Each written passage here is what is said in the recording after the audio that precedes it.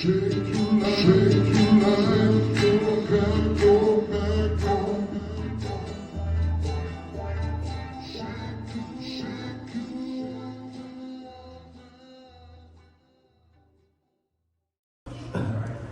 it's a good one.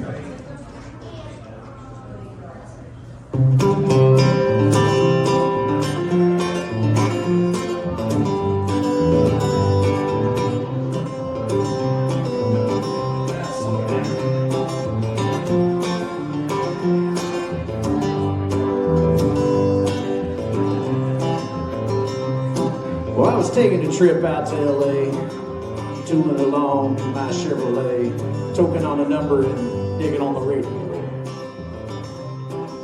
Just as I crossed that Mississippi line, I heard the highway start to whine, and I knew that left rear tire was about to go.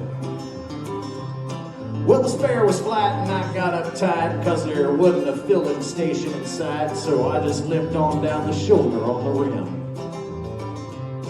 Went as far as I could when I stopped the car. It was right in front of this little bar, kind of a redneck joint called the Drop In. Well, I stuffed my hair up under my hat and I told the bartender that I had a flat and would he be kind enough to let us change for a one. Well, there was one thing I was sure proud to see. There wasn't a soul in the place except for him and me, and he just looked disgusted and pointed towards the telephone. Well, I called up the station down the road a ways, and he said that he wasn't very busy today, and he could have somebody there in just about 10 minutes or so. Now, he just said, stay right where you're at, and I didn't bother telling the darn fool that I sure as hell didn't have any place else to go. I just ordered up a beer and sat down at the bar when some guy walks in and said, who owns this car with the peace sign and the mag wheels and the 4 on the floor? Well, he looked at me and I damn near died, and I just decided that I'd wait outside, so I laid $1 on the bar and headed towards the door. But just when I thought I'd get out of there with my skin, these 5 big dudes come a-walking in with this one old drunk chick and some fella with green teeth. Well, I was almost to the door when the biggest one said, you tip your hat to this lady, son, and when I did, all that hair fell out from underneath. Now, the last thing I wanted was to get in a fight in Jackson, Mississippi on a Saturday night, especially when there was 3 of them and only 1 of me.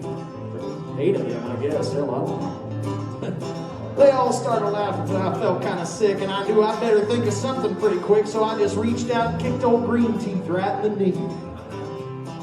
He let out a yell that'll curl your hair, and before he could move, I just grabbed me a chair and I said, watch him, folks, because he's a thoroughly dangerous man. Well, you may not know if this man's a spy. He's an undercover agent for the FBI, and he's been sent down here to infiltrate the Ku Klux Klan. Well, he was still bent over holding on to his knee, but everybody else was looking and listening to me, and I just laid it on thicker and heavier as I went. I said, would you believe this man has gone as far as tearing Wallace stickers off the bumpers of cars, and he voted for George McGovern for president? Well, he's a friend of them long-haired hippie-type pinkos. I bet he's even got a commie flag tapped up on the wall in his garage. Well, he's a snake in the grass, I'll tell you guys. He may look dumb, but that's just a disguise. He's a mastermind in the ways of espionage. Well, they all started looking real suspicious at him, and he jumped up and said, now just wait a minute, Jim. You know he's lying. I've been living here all my life. Well, I'm a faithful follower of Brother John Birch, and I belong to the Antioch Baptist Church, and I ain't even got a garage. You can call home and ask my wife. Then they started saying something about the way I was dressed, but I didn't wait around to hear the rest. I was too busy moving and hoping I didn't run out of luck. When I hit the ground, I was making tracks, and they was just taking my car down off the jacks, and I threw the man a 20 and jumped in and fired that mother up. Mario Andretti would have sure been proud of the way I was moving when I passed the crowd, coming out the door and heading towards me in a trot. I guess I should have gone ahead and run, but somehow I just couldn't resist the fun of chasing them all just once around the parking lot. Well, they were headed for their car, but I hit the gas, I spun it around and head them off in the pass, and I was slinging gravel and putting a ton of dust in the air. Well, I had them all out there stepping and fetching like their heads was on fire and their asses was catching, and I just figured I'd better go ahead and split before the cops got there.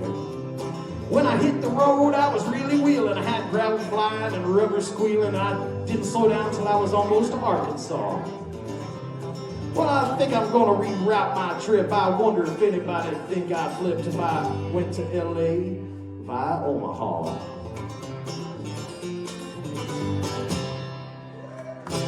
Yeah, that's the old Uneasy right there. Whole hell of a lot of words in that song.